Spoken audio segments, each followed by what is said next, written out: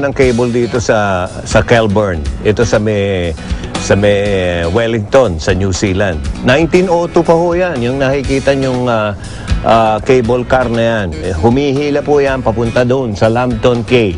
Okay?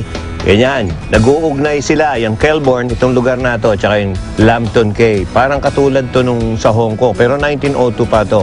Ngayon naman, makikipag-ugnayan ang aking partner na si Mel sa isang Pinay theater actress sa kanyang pakikipagsapalaran at tagumpay sa larangan ng teatro. Narito po siya, Ivy Padilla.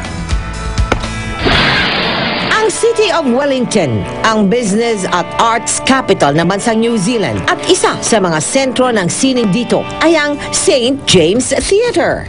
Nandito po ako ngayon sa Courtney Place, sa gitna pa rin ng syudad ng Wellington. Nito lamang Abril.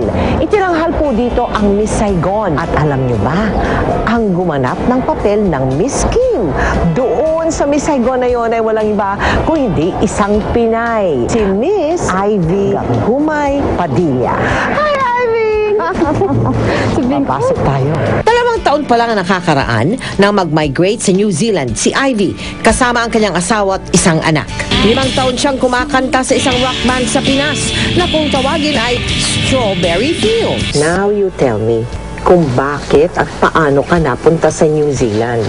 Well, we really wanted to go out of the Philippines and explore more. Yung isang tinignan namin is, asan yung pinakamadaling lahat kaming sabay-sabay makakapunta. So yung husband ko nag-aral, he had to study. Kasi yun yung way namin para makapasok. So, habang nag-aaral siya, nagtatrabaho ka? Apo. As an administrator po sa Welltech, it's a polytechnic here in Wellington. Naging abala si Ivy at ang kanyang asawa na buuin ang kanilang bagong buhay dito sa Wellington. Kaya't isang malaking sorpresa para sa kanya na maging bahagi ng Miss Saigon dito. Walk-in ka. Wala kang kilala sa organizers of Miss Saigon? Wala? Wala po. Actually, hindi ko nga alam kung anong gagawin kasi first time ko. So, yung pianista, siya yung musical director. So, it was nice because I just sang the song from Les Mis. Pagkatapos pong pinatapos nila sa akin yung kanta ko and then pinakanta nila ako ng Sun and Moon. Gano'ng katagal ka for rehearsals for Miss Saigon? Almost about 6 months. Matapos ang Miss Saigon, nakuha rin si Ivy sa isa pang musical play dito sa Wellington. We did the show Glee. Parang Glee?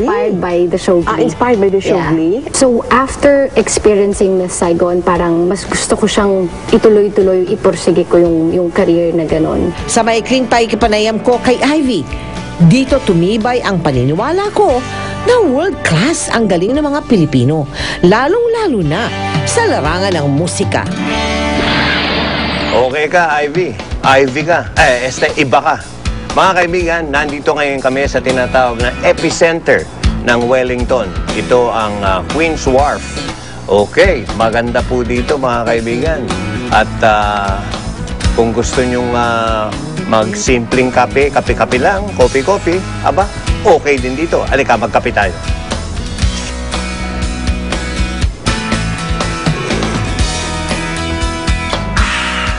Hanep! Hanep ang kape dito. Ito ngayon, pagbabalik namin mga kaibigan, hanep na bahay, hanep na cottage, hanep sa luma, pero hanep pa rin sa ganda.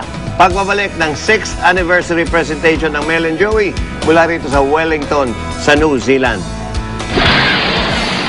Big Six Trivia number 3. Umaabot sa 46 million ang populasyon ng tupa sa New Zealand.